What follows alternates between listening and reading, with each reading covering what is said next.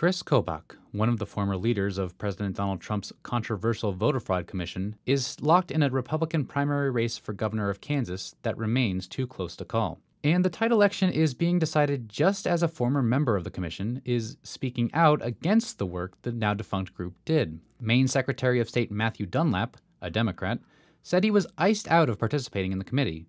Dunlap filed a lawsuit last year against the commission. Last month, he won access to a trove of internal documents which he recently published online. What the documents have revealed is pretty much what we thought, which is there's nothing there. They had several sections on things like voter fraud or, registration crimes, and all those sections are blank. There's nothing in them.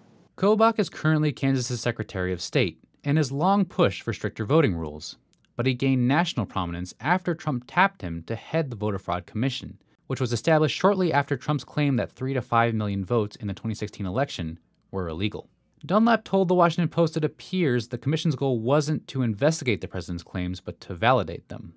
I really thought that we could actually answer these questions once and for all, but that was never the intent. The commission disbanded in January without publishing any evidence of widespread voter fraud.